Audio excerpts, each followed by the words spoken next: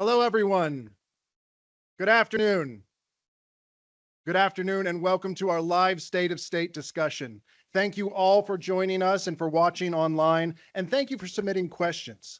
We had about 150 questions in advance, ranging from broad topics like artificial intelligence to budget, and even one question about the behavior of squirrels on campus.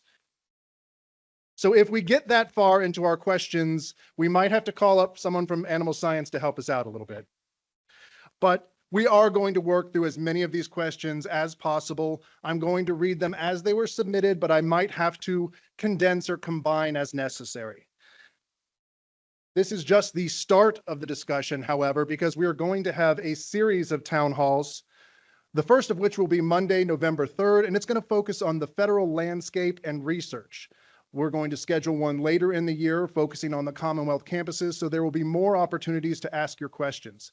But answering your questions today are, of course, President Neely Bendapudi, our new Provost, Fotis Soteropoulos, our Senior Vice President for Research, our Senior Vice President for Research, Andrew Reed, and Sarah Thorndike, our Senior Vice President for Finance and Business and Treasurer. Before we get rolling into the questions, I'm going to invite President Bendapudi up to set the stage for us. One of the things I did want to share with you is that listening to my peers at private and public universities, one thing is clear to me. Because of you, everyone in this room and those listening, Penn State is facing these challenges. We are not immune, but we are facing these challenges and leading from a position of strength. Let me give you a few examples of why I believe this. Penn State remains a leading higher education institution for students in Pennsylvania, across the United States, and indeed the world. We have more than 86,000 students enrolled at our university. And looking ahead, we have a 10% increase in applications for an all-time high of more than 145,000 prospective students expressing interest in us as an undergraduate educational center. Retention at University Park remains above 90%. We still need to get there at all of our campuses, but we are well on our way. We are continuing to see an increase in first-generation college students, something that is very near and dear to my heart. Currently, we have more than 28% of our students, 28%, are first in their families to go to college. Looking at other metrics, we achieved a record $1.44 billion in research expenditures last year. To put that in context, it's the highest in our history and more than 100 million higher than the previous year, despite all the challenges.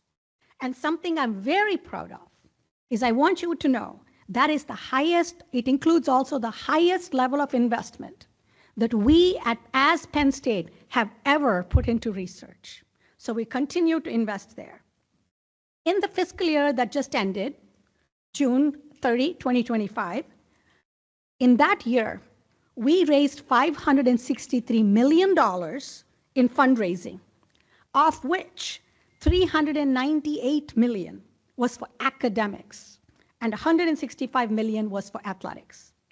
Again, a record for us, and in fact, significantly higher than even the last year of our last capital campaign, which usually tends to be the biggest fundraising achievement.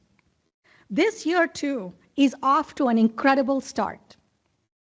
Just yesterday, we celebrated in Hershey a $50 million gift to Penn State University from Mr. Tom Golisano to support Penn State Health and the College of Medicine.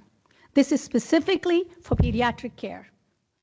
This incredible gift will allow us to produce the next generation of pediatricians that are better prepared, invest in research for the care and cures of tomorrow, and of course, it will impact care that our young people, young children in Pennsylvania are able to receive. And 3+ years in, I'm so proud that together we have balanced our budget from a 9-figure deficit. These wins are no small feat, and I want to acknowledge fully that this is not my win. This is not the win of the people on this podium here, on this dais here. It's really our collective wins. Having said that, in the look back and look ahead, it is important to pause and look at where we are today, because there are huge challenges that do demand our full attention. I want to highlight just a few of them for you. First, you may be tired of hearing this, but it is important we all educate ourselves on the demographic cliff. This is the reality that college-age students, that population is dropping and will continue to drop significantly for at least the next 16 years. And I want to tell you how we know this. It's not rocket science.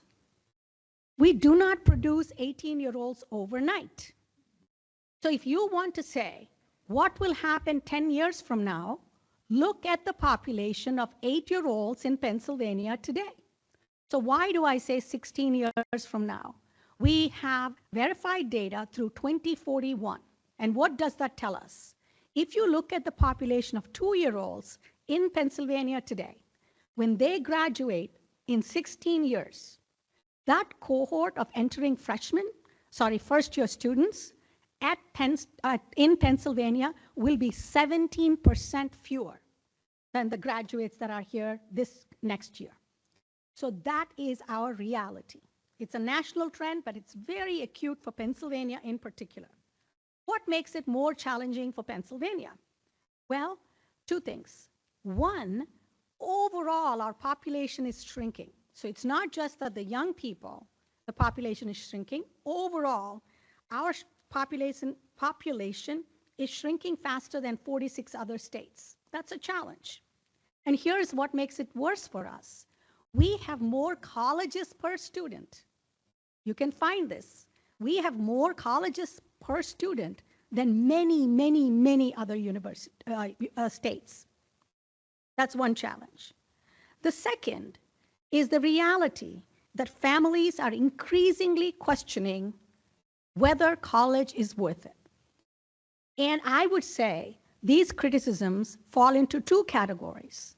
One, about the value of a college degree. The second is their perception of the values that higher education espouses. Let's talk about each very quickly. Regarding the value of higher education, there are many criticisms, but you can boil them down into these. One, it's too expensive. We can't afford it. Secondly, my students started college but never finished, so they're worse off than if they had never started college in the first place. Next, they have graduated, but they have crippling debt that they will never get out of. And these last category, it's been dubbed the degrees that disappoint. I have a degree, but now I'm no better off than I was if I hadn't had that degree. The second criticism is also important.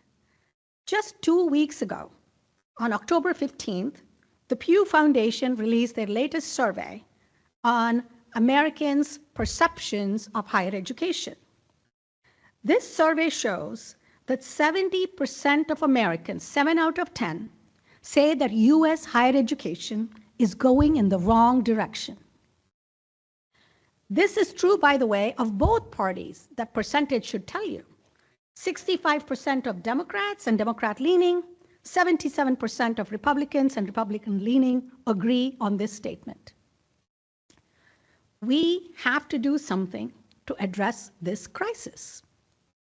A third challenge. So we've talked demographics, we've talked about perceptions of higher education. A third reality is our state funding per full-time student. I really want this group, ALF in particular, please familiarize yourselves. I know you know this, but I'm reminding you, and anyone listening, go to SHEO, the State Higher Education Executive Officers Association, or SHEF, within the tab there, you'll find it, the State Higher Education Funding Reports. And that is really sobering. Not only is Pennsylvania among the lowest among all states for funding per full-time student, you have all heard me say, within Pennsylvania, we get the lowest funding per student. How bad is this? Well, in dollars, in 2024, we now get $6,735 in Pennsylvania per student, not us, all of Pennsylvania, that's the average. You know ours is about $5,700 per student. Compare it to 1980. People talk about why is higher education more expensive. In 1980, Pennsylvania was providing $11,291 per student. So that's the decline, and that's the challenge we need to face. Meanwhile, there are reductions in federal research budgets, potential threats, shifts in facilities and administration cost rates that is very much a concern for all of us. These are not abstract trends. This is the reality we face across the nation and right here in Pennsylvania. Now, we are not alone in this. Look at the challenges happening outside of higher education, whether it's Amazon or Walmart or pick your company of choice. I'm picking the two that were most in the news. It's the largest private employer and a technology company saying AI will be a threat in terms of growth of employment. This is not meant to be discouraging, but this is meant to ground us all in our realities ahead. These are massive changes underway, but one thing I know is that Penn State does not shrink from hard truths. We face them. We will face them with courage and creativity. We are moving forward with purpose, agility. You've heard me talk about purpose, agility, opportunity. We've never needed that more, but we need to do that even faster. While it's difficult, we've done the hard work. We've closed a deficit. We have much more hard work ahead, but truly we are not in the state of dire urgency that we were even 3 years ago. Going forward, we're going to be leaning on our community-informed strategy to focus on the things that are central to our identity as Penn Staters, ensuring that every one of our students has a meaningful experience inside and outside the classroom, that we are preparing them for success well beyond Penn State. How are we going to continue to expand knowledge through impactful research, scholarship, creative activity? We have world-class scholars, and they need that support. How do we give back to our Commonwealth and our country through extension, outreach, community-engaged scholarship, and so much more? We are very much committed to leveraging our ability to impact the health and well-being of the Commonwealth and beyond. I'll talk about this again. It's not just the College of Medicine and Penn State Health. It's ag extension, it's outreach, it's our health and human development, it's our nursing school. We'll talk about all of these. Let's be candid. Change is not easy. Never is. And transformative change rarely is easy. While the changes we've made to date may not have felt as collaborative as some would have hoped, they have positioned us now to move from a place of urgency to one of a little greater stability. We now have the space to engage in thoughtful and intentional conversations. And as we move forward, I'm asking my entire team to truly lean into this broad, inclusive engagement, because I know we are at our best when we lead together as one Penn State. So where are we going to go from here? Every conversation, every partnership, every decision we now make should be about how do we build a stronger Penn State together for the decades ahead. And that's why a lot of my effort is dedicated to addressing the most pressing challenges facing our institution, and often in areas and spaces that may not be immediately visible to our broader community. I spend a considerable bit of my time working with individuals and institutions in Harrisburg and Washington, D.C., advocating for our priorities. I'm leading a council with presidents and chancellors from across the country in collaboration with the Pew Foundation. What makes us unique? It's a place where education leaders and funders are working together instead of in silos, reimagining how universities can measure public impact research so that we can truly improve lives. Meeting with our Campaign Leadership Council. We are very thankful to these volunteers who are helping us to refine and define our priorities, ensuring that every dollar we raise supports our students, fuels discovery, upgrades our facilities, and strengthens Pennsylvania's future. And our donors are stepping up in remarkable ways, and I hope they continue to do that. For scholarships, of course, but for mental health, for research, for entrepreneurship, all the many needs that we have. Strengthening intercollegiate athletics. It's a self-sustaining part of our university and a vital part, but we want to ensure that it continues to reflect our values and contribute to our strength. In the year ahead, I'll be spending time with my team and with stakeholders within and outside the Penn State community to work on many areas of critical importance to our institution. I'm not going to name every team member, but here are a few.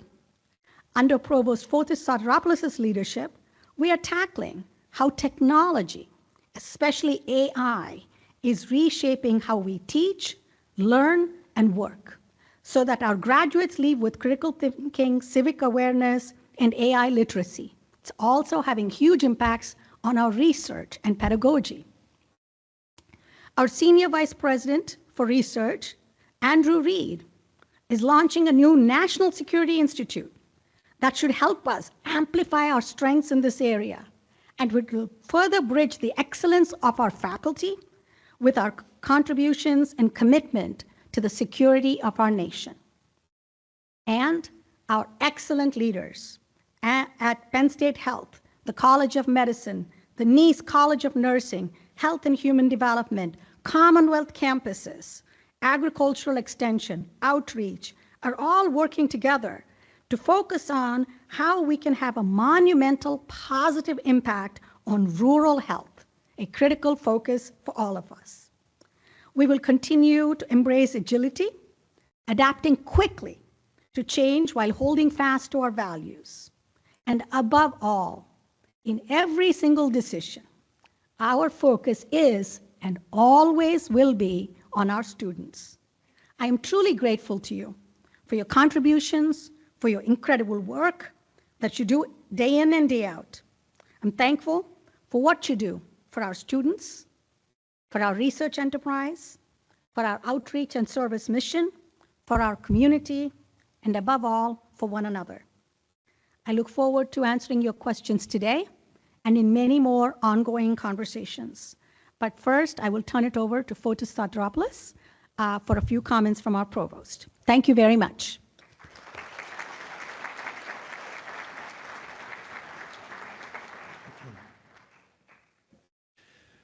Thank you, Neely, and thank you all for being here. I'm thrilled to be joining you here. This is my very first State of the State as your provost. So I think we heard the challenge from our president very eloquently and clearly articulated. We are all called upon doing work that will help us essentially reimagine the Penn State enterprise during a time that things are changing faster than we can possibly imagine. This exponential technological change is really creating significant challenges for higher ed, and the multiple other challenges that we held essentially creating a perfect storm for us. So I will offer you few remarks in terms of how we are planning to do this. And I see 5 main areas of focus. Area number 1, which actually cuts across everything we do. And I think many of you have heard me say this many times, and I will keep saying this over and over again. Holding the excellence bar rigid and high across the entire institution. This is what we always do at Penn State, but it is more critical than ever to do this now, given the challenges and the level of disruption that we are facing. And what does that mean, by the way? Let me spend a minute to sort of clarify this. Excellence has 3 main buckets. One is, of course, the scholarship, research, creative works, art making, the work that our faculty do That is something that we have always prioritized here at Penn State, and we have enormous excellence at this institution. But that's not only it. Excellence is also student outcomes and student success. How we educate our students, making sure that our students not only graduate on time, with the least amount of debt, with degrees that set them up for career success, and closing equity gaps to make sure we do not leave anybody behind. This is extremely important piece of Penn State excellence. And number 3 is what our president just mentioned earlier, community impact. Demonstrating that our work is making a difference for the Commonwealth and for the nation. After all, this is what being a land-grant institution means.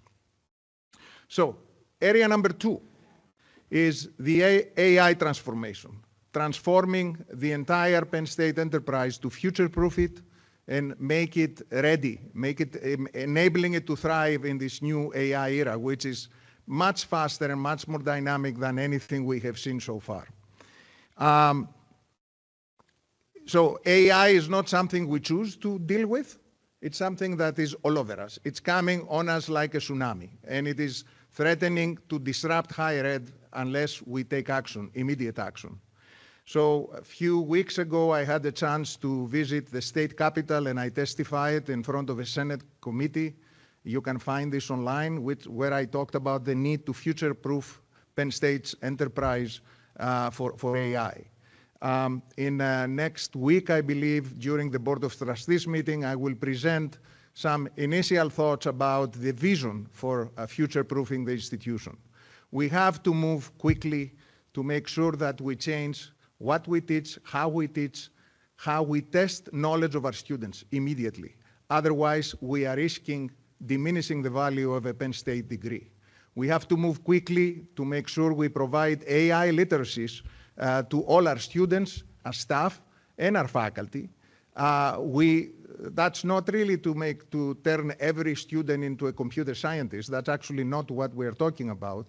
It is about actually making sure that every Penn State student who graduates understands how to use AI to be productive participant in the future of work. As you often hear me say, we are not going to lose our jobs to AI. We're going to lose our jobs to others who know how to use AI. So this is urgent. We have to move forward to advanced experiential learning to make sure our students have the essential skills that they need to be successful in the future of work. We have to move quickly to move forward research in the area of AI. And we also need to upskill, to help upskill our staff and our faculty to identify ways that we can use AI to become a much more efficient, much more agile, much more effective institution in delivering on our mission. So there's going to be a lot more that you hear about that. The third area of priority really is to advance interdisciplinary innovation in research and curricular development. Penn State is really unique in many ways. It's a model for interdisciplinary collaboration. The thing that has impressed me the most about this institution in the 3 months almost that I'm your provost is this incredible interdisciplinary web that is created by these amazing institutes that we have here. We have to leverage this, not only in doing research, but in also prioritizing our hires to be strategic and deliberate, focusing in areas that we have strengths and where we can actually make a difference in convergence areas of science to tackle major societal challenges. And just as an example, we are just, many of you already know that we are launching a cluster hire right now in AI that is coordinated by the Institute of Computational Data Sciences, involving several colleges and Commonwealth campuses here. So that's quite exciting, and that is a model of how we're going to be moving, working in the future. We need to do the same thing when it comes to curricular innovation. The needs of our students are changing rapidly. We have to develop processes for coming together quickly to develop interdisciplinary degrees in emerging areas, to be able to incubate these degrees, to experiment, and if we fail, we change course. But that is something that we have to do, and we have to do it with urgency. Fourth very important area is this initiative that I have dubbed Educating for Democracy. We have a responsibility to produce civically aware and educated citizens who are informed citizens for our democracy.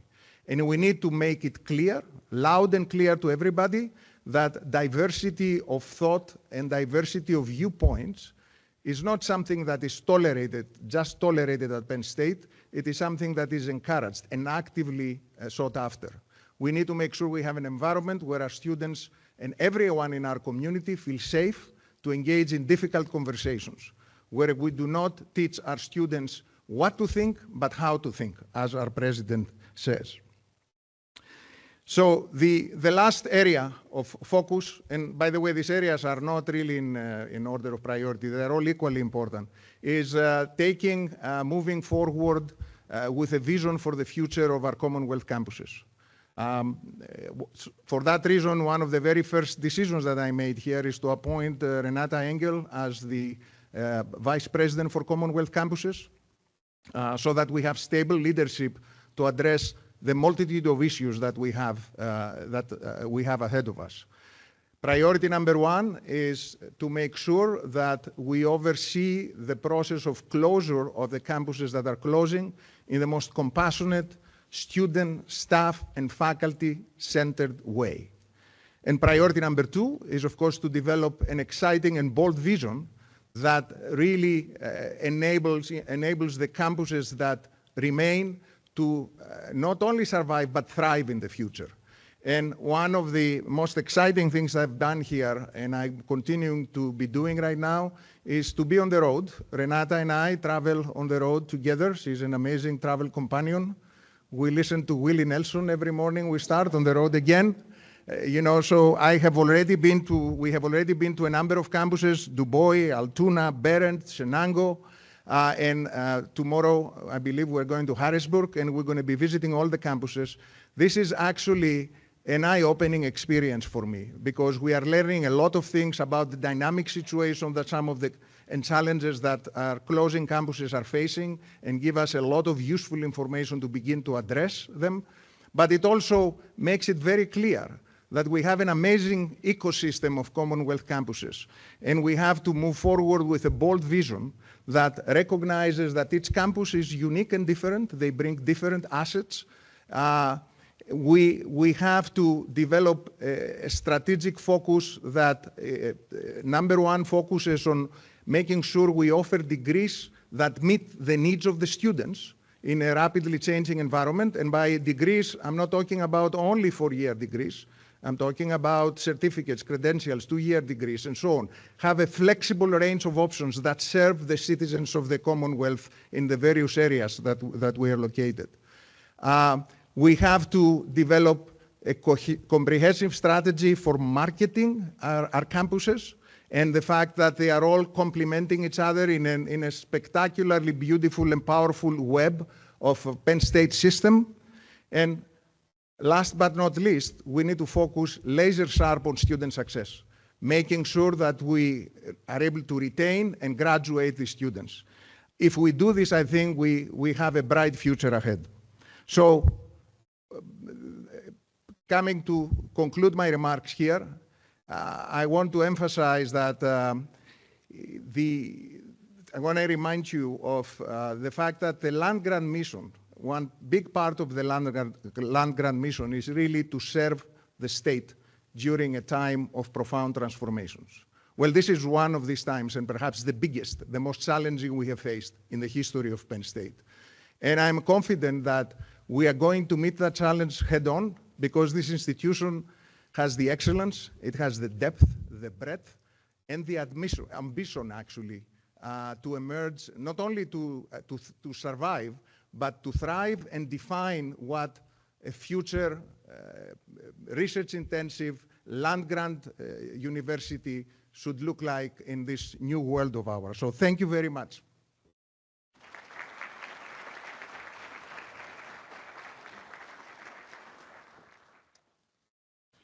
Thank you both. We'd like to start off with a question that came directly from ALF. The new business model has been in effect for several years now. And while I think we all understand the purpose of the new model, there's been no communications regarding Penn State's progress on its effort to balance our budget, although I believe you addressed the budget just now. But can you give us an update on our progress?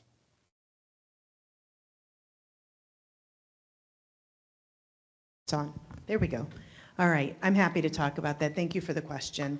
So Neely did note that we have our education and general funds budget balanced. We did share that with our board at the July public board meeting. At that time, they also approved the fiscal year 27 budget because we do budget 2 years ahead. Just as a reminder, the budget model is basically what we receive in state funding, which hasn't increased in 5 years, and the amount that we receive in tuition dollars. So it's really important that we continue to grow our tuition dollars in order for those allocations to continue to grow. We're working right now on the fiscal year 28 budget. Those allocations will go out in December. And the reason I mention this is because right now we're seeing our tuition revenues be lower than what we need for our annual salary increases and benefits, which means in order to continue to have a balanced budget, we will need to make adjustments to the allocations to make sure that that budget stays balanced. So I'm really grateful that we were able to balance the budget a year early, and that is attributed to all of the work of everybody where our revenues were higher and our expenses were lower, but it is something we're going to have to continue to work on every year. Thank you. And sticking with finances for just a little bit longer, if the state appropriations stay flat, but the cost of doing business continues to increase, how will Penn State be able to catch up on all of our deferred maintenance projects and invest in updating our classrooms and research facilities? Yeah, that's a great question. So the budget model does not have any money at all for the capital plan. However, the budget model only includes a small portion of our investment income. And our investment income can fluctuate every year. The market's been doing really well, which is something we're incredibly grateful for. So it creates non-reoccurring dollars, essentially one-time money that we can invest into strategic priorities, into capital investments. And so for the last couple of years, we've been putting those funds into capital investments. So I'm grateful to say that that's been able to help us almost tread water on deferred maintenance, but deferred maintenance is now over $2.4 billion, so it's a big number. And it's really, really critical that we continue to get state funding because the costs of our capital continues to go up. So I know Mike Steffen, Neely work really hard to continue to advocate to the state on why it's so important that we do receive more in state appropriations, but we're doing what we can to make sure we make a difference and make a dent in that deferred maintenance and other strategic investments.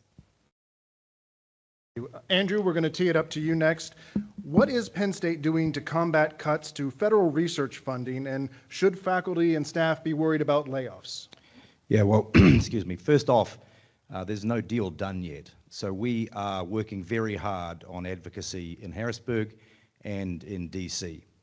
When I say we, it's everybody from Neely on down, working very closely with OGC, with federal relations, with strategic communications on the advocacy side of things. And I think that all of us experience when we're talking with legislators and their staffs that there's a huge amount of bipartisan support to keep America as a scientific superpower. So there's goodwill to work off for that advocacy. The second thing we're doing, of course, is like every other university, we are doubling down on other sources of research support, industry, philanthropy, research, commercialization, foundations. But we have to be realistic that none of those can take up or make up for a large drop in federal support, especially if the federal support drops suddenly. So the situation right now is that we had a number of grant terminations, as you all know, and we've had folk working in areas where federal investment is completely stopped. And I don't want to diminish any of that at all because that's been very significant for the folk involved, for their students on those support, and for the people that would have benefited from that research had it been done. But Penn State had maybe 1% of the whole portfolio terminated, and is one of the least affected in the country. And so it's really a question of the hurricane we see coming at us at the moment. Right now, the numbers are actually pretty good. The first quarter of this financial year, everything was on par with last year or even better. So our F&A recovery, our research activity, our research expenditures, our awards are all the same as this time last year or slightly up. The only thing that's down is grant submissions. And grant submissions is a very serious thing to have down, but it is largely in our control. I want to give a shout out to the College of Medicine who have got their grant submission rate up and their NIH award rates up, even though the NIH is taking a pounding. So that's something that is in our control. A lot of it is in our control. But of course, the center of the hurricane, the most damaging part of the hurricane would be if the 15% F&A indirect cost cap hits us.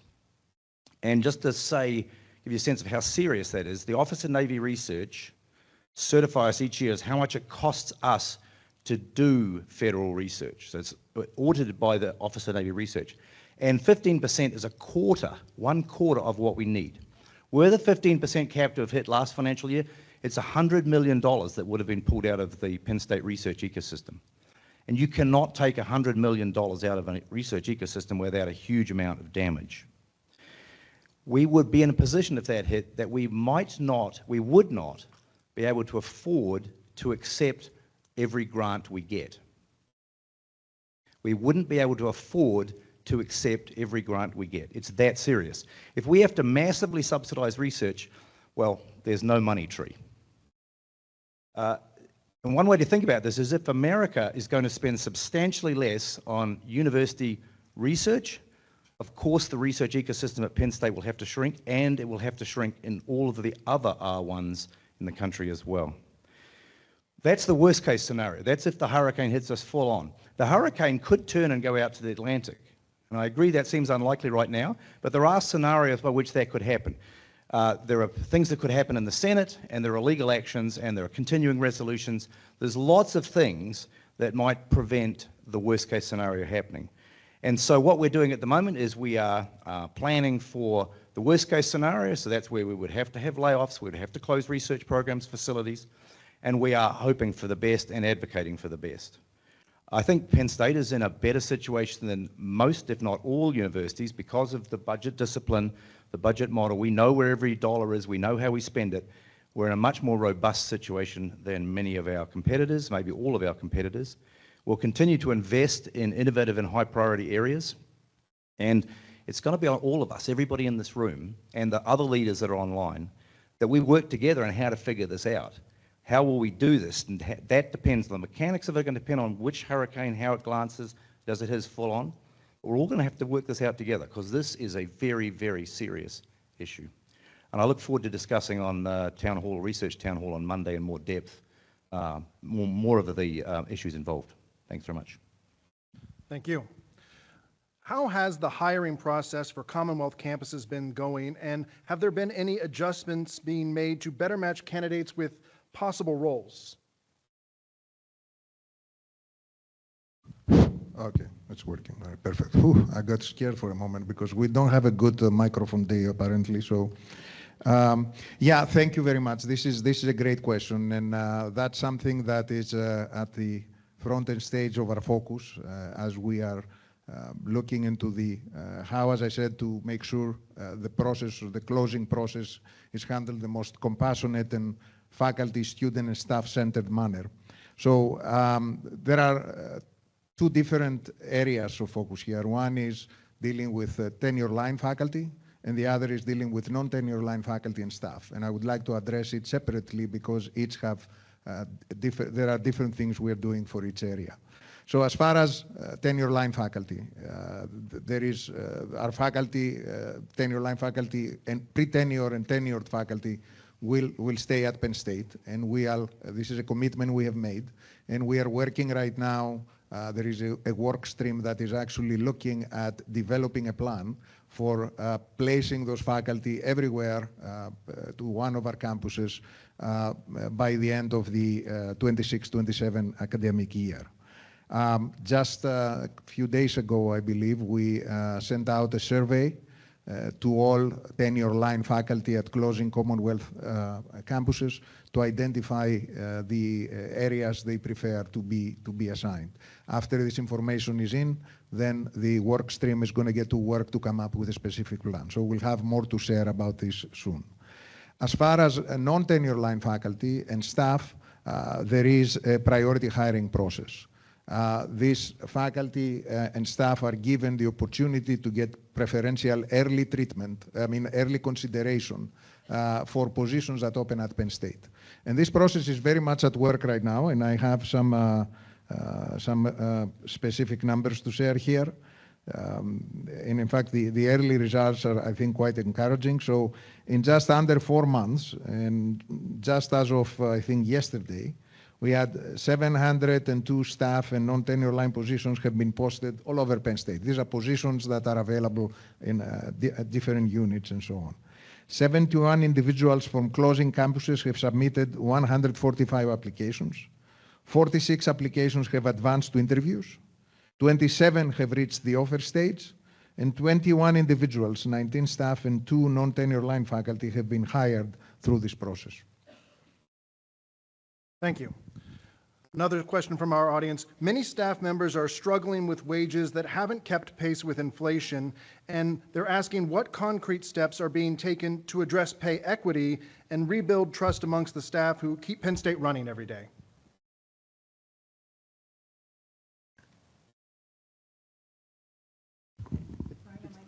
It's on. It's on. Here, take mine. This is a big challenge, not just for us, but across all sectors, as you know, but it's a huge commitment from our leadership team. We know that we must do our very best for the people who serve us all, and certainly this was specifically to staff. We must invest in the staff because our faculty and students would not be able to do anything without them. They keep us strong. This year, as you know, we've committed more than $50 million in new funds for salary increases. And we plan to do the same for next year. That has been approved. I know that has not always been the case at Penn State, as what I understand, but it's been a commitment from me that we are going to try to make sure we, every year, we are able to set aside these funds. As Sarah said, it's not always easy to do because the number that is required has to come from either state appropriation or tuition. Those are the places that we draw from. We are finding ways to invest in our community, even during financial headwinds. And it's not always the dollars that we can do. Jennifer Wilkes is always encouraging me to think about what are other ways we can recognize our staff. But Jennifer, if you wouldn't mind, because it's about staff, if you would talk about maybe both comp mod, which is the financial, and the non-financial elements. Yes, happy to do that. So we are always looking for ways that we can make Penn State a better place to work, whether it be changing a policy or doing something small for our staff. And one recent example of something we just did was extending the holiday break, making January 2nd a closed down day, which I also want to point out that holiday break in and of itself isn't something that every institution offers. So that in and of itself is a great benefit to being at Penn State. But the compensation modernization project was a huge investment in our staff. The goal was to have an updated job architecture, have updated job profiles, and a market-informed salary grade process. And the end of that project resulted in a $60 million investment in our staff employees, which was significant. And so I am really excited that we were able to do that and to give that benefit to our employees. Lastly, as Neely mentioned, Sarah and I talk about the annual salary increase process a lot. And I have been at this institution for a long, long time, and having a 3% salary increase pool is not something that we saw for many, many years. And so I think it's very significant and tremendous that we have a dedication. We had a 3% pool this year and a 3% pool for next year as well. Mm-hmm. Thank you both. We received several questions concerning WPSU, and obviously the situation there has shifted since probably some of those questions were submitted. But can you give us a latest update on what's going on with WPSU and how it's going to continue? I fully understand why there were so many questions about WPSU. It was a concern for us as well. If you recall, we as a leadership team thought this was important enough that we were going to provide the assets to WHYY for $1, and on top of it, actually provide $17.5 million for them to be able to acquire this.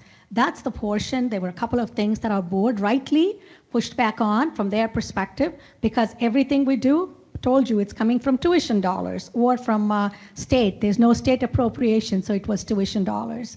We are pleased that the board approved a new proposal that WHYY brought to us, where they would acquire these assets, they would get the endowments, they would interview all of our employees, they would also ensure, they've always said they would ensure that the educational opportunities for our students from the Belisario College and others would continue. Delighted to report that WHYY's board also unanimously approved this proposal. So what's next? We need to wait for FCC approval. Once that comes through, we will be ready to proceed. Thank you. Another question submitted from ALF. They said, I hear a lot of talk about excellence, and when the adjective is used, it seems to almost always be used to describe the research impact that brings fame to a faculty member, their department, in Penn State. But how do we maintain excellence, let alone boost that excellence, if units' resources are decoupled from the research impact? Guess that's for me. Okay. Well, first, let me just say that the Penn State spent $322 million on research last financial year. That was $22 million more than the year before, and the year before was a record-breaking year. So the budget model, in 2 years of the budget model, Penn State spent increasing amounts of money on research. I think the way that the budget model drives research excellence at Penn State and the way we do it here is twofold. First of all, there is resourcing going to the units as a function of their research activity. That's in two ways. One is from Sarah's office in the, Sarah's budget, in the allocation that comes from the E&G fund. Some of that is a function of the research activity in the units. And then some of the indirect cost recovery is going from my office back to the units as a proportion of the activity in those units. Now, both of those sources of funding, whether or not the unit leads decide to spend it on research, that is up to them. And then the Office of the Senior Vice President for Research, that budget is tied proportionate to the indirect cost recovery. Because that's coming into my office, we spend every dime of that on research. It's completely protected and spent on research. So that means the more successful we are in research, the more the excellence in the research, the more we have to invest, and the more we have to invest, the more excellence we can get. It's a flywheel. It's a unique model in the whole of the United States, and it's very, very good at ring fencing, if you like, the research dollars to be spent on research. Thank you. What will the leadership's approach to the current federal presidential administration's higher education compact be if Penn State is in fact asked to sign? And they followed up as an addendum, has the PA governor gotten involved in this process similar to the California governor? We have not been approached, as you know, and if we were, we would not sign it. And that's because of a number of reasons that we could go into, but we would not sign it. And I would not speak for the governor. We've not been reached. Thank you.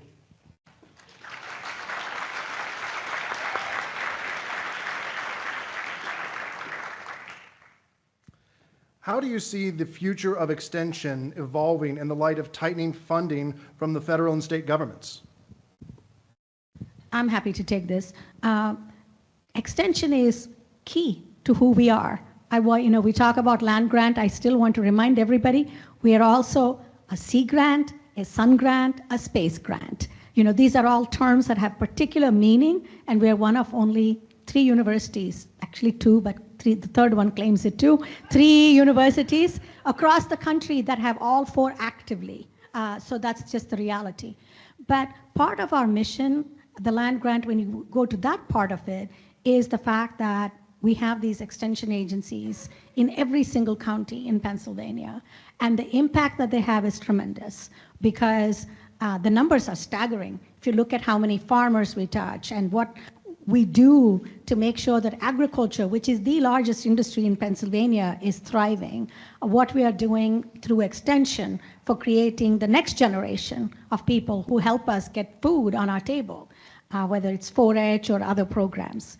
The question's a good one. What are we going to do? We need investments, both from the federal and the state level, and I assure you, this is one that we're always talking about. And I forgot to mention, if you recall, I still would encourage you to go to advocate.psu.edu, please, because we are finally getting to performance funding maybe. And if we do that, that's when we will get more funding. That's not strictly extension, but you know how sometimes you forgot to make a point earlier? So now I remember it, I want to say that. Because for our budget from the state, that's something we're advocating for. Extension continues to be important, and extension is also looking at, do they need to do things a new way? They've always been innovating. If you look at the number of unique visitors to their websites, it's unreal. It's something like 11 million or something. It's really tremendous. So we are committed to it. We are evolving. Every aspect of what we do is changing through AI. And I know that Dean Ott would be very proud and would be sad if I didn't mention it, including AI to help extension agents right there in the field if someone has a question instead of waiting, whether it's testing or helping out. So we are committed to it, but as with every other aspect of our enterprise, we need to constantly be sharing why what we do matters. Thank you. What updates are there regarding operations at the Commonwealth campuses that are not closing after the 2-year window? And are there any updates regarding planning for the programs that are available, admissions reinforcement, or student affairs operations at those campuses? That's a big question. Why don't I start and then I will turn it over to Fortis. Overall, the urgency right now is to make sure that for these campuses, we have a thriving vision. How is each campus, I'm looking at Dr. Engel right here, and Mike Steppen, and Rob Fenza, who've been traveling all over the Commonwealth to look at the campuses that are closing and opportunities. But for the ones that are not closing, we need to reimagine the future for all of them too. How will they stay thriving hubs so that despite the declining population, we become a destination? That's the place where students want to come because they know that's the best return on their time, for their education, and for them to be good citizens of the Commonwealth and beyond. We are investing. We continue to. For example, in the cluster hires for AI that the provost talks about, he's been particularly focused on this has to be open to the Commonwealth campuses too. This is not a UP-centric vision. Similarly, we are trying to continue to invest in physical facilities. So whether it is Harrisburg, Abington, the new animal clinic at Beaver, these kinds of things need to continue to be happening. And it's not a one-size-fits-all because each campus is unique. We're trying to look at how best to serve the needs of the community there. We're also really focused on making sure that the faculty who are there have opportunities for research and scholarly activities. So setting aside funds for that. A big part of the Pew work that I'm doing, that I talked to you about, the public impact research, so much of it is focused on the Commonwealth campuses so that there are practical challenges in the community that are being addressed through research and scholarly activity, through students working with a faculty member. So many areas of interest there, but being mindful of the needs of the community, being mindful of the needs of the employers there, and the students and their families themselves. Fortis, anything you would add? Sure. Thank you very much for the opportunity to comment on this. I believe I addressed a big part of that question in my opening remarks, and I did it deliberately because I know this is on the minds of a lot of people.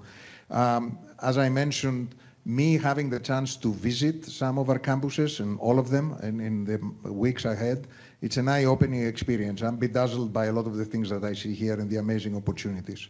The future, our approach to this is to the future sustainability of our Commonwealth campuses is to empower them, to provide resources and investments that will empower them to thrive. And that will happen by recognizing the unique assets that every campus is bringing, Not everybody needs to be doing the same thing. There are unique opportunities that take advantage of where each campus is located and what the strengths are. Recognizing the need to offer degrees that provide opportunities for students to make them successful in their careers, right? And these degrees, and also expanding the notion of who our students are, not the traditional 18-year-old only that are shrinking, but really expand to adult learners, to folks that will have to be retooled and upskilled several times. It's an important part and actually an amazing strength that we have. We can be the institution that upskills the Commonwealth's workforce, and a lot of our campuses can lead in that. We want also to recognize the opportunity to market our excellence very aggressively and systematically, and that's something that we need to undertake in a very serious manner. And we also need to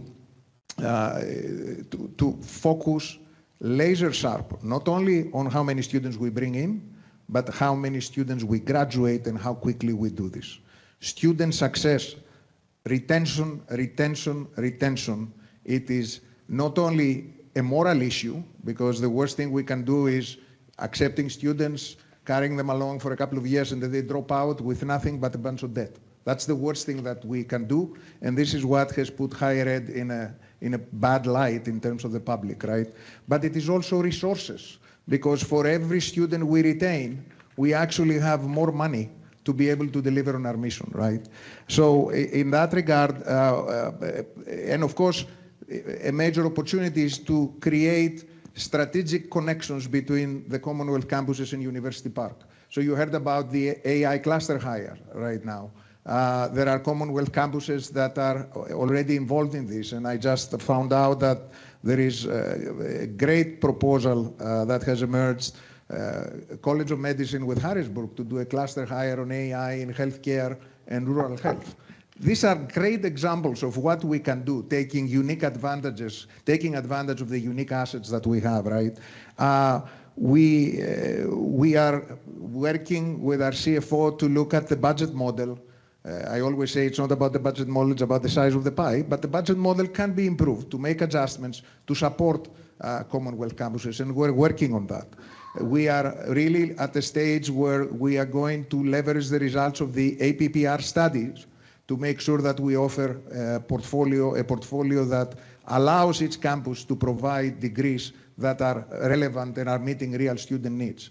And another investment, hot off the presses really, my office will be investing significant amount of resources to work with this company called Lightcast that actually connects market needs with graduate availability at very high resolution, in a regional resolution. This is a tool that we want to make available to everybody in the Penn State community, to anybody who is interested to really use data-driven information to develop new programs and offerings that serve the needs of the students and provide degrees that do not disappoint. I wanted to acknowledge that we're already just a little bit past the 1:30 mark, or the 2:30 mark, since we had the technical issues off the top, but we're just going to get a couple more questions in if you'll indulge us. Neely, you mentioned the land grant mission earlier and public impacts. How can we redistribute land grant resources to diverse disciplines, college, and units to ensure interdisciplinary collaboration?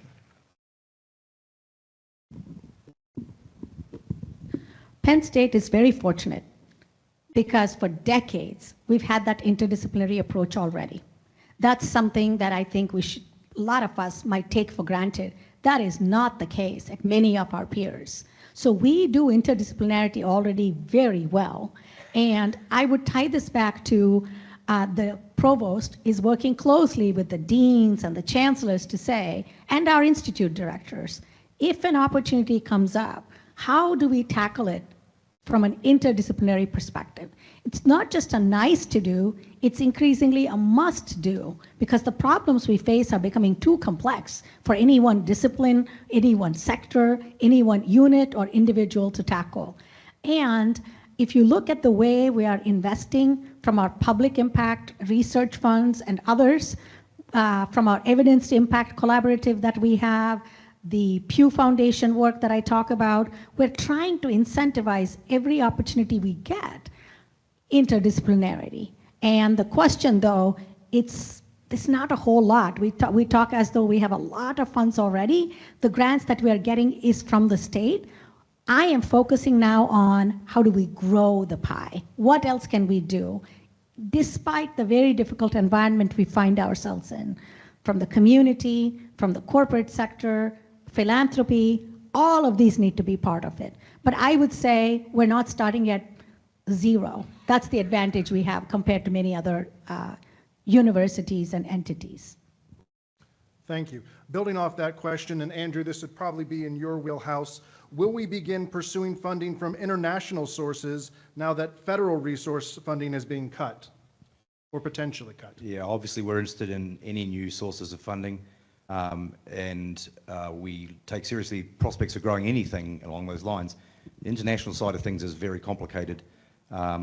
There's not normally indirect cost recovery that goes with international grants, and if we are charging the American government one amount of money and international governments another, or foundations another, then we can get to some serious problems. So that needs a lot of thinking about the pros and cons, and it's going to be case by case issue, I think.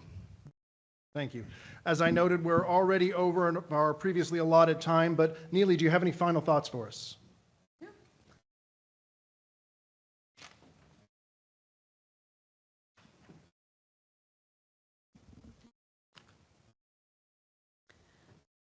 Colleagues, Penn State's story, from everything we all know and read and think about, has always been one of rising to meet the moment. We are not going to be passive passengers in the change that's coming at us. We all must be part of creating the change. We must be active architects of the future. Think back, from our founding, a fledgling farm school, to the surge of veterans that we saw after World War II, and today, a global university. We are driving discovery. We are driving opportunity. We have faced every challenge, every era of change with grit, with imagination, and with heart.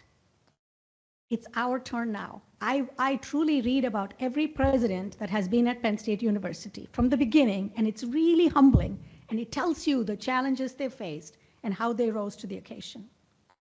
If we stay the course, if we continue to make the hard choices that we must, with courage, with discipline, with compassion, the Penn State of the next many decades will be a national model for a great public university. But that future depends on us, on this leadership team, ALF in particular.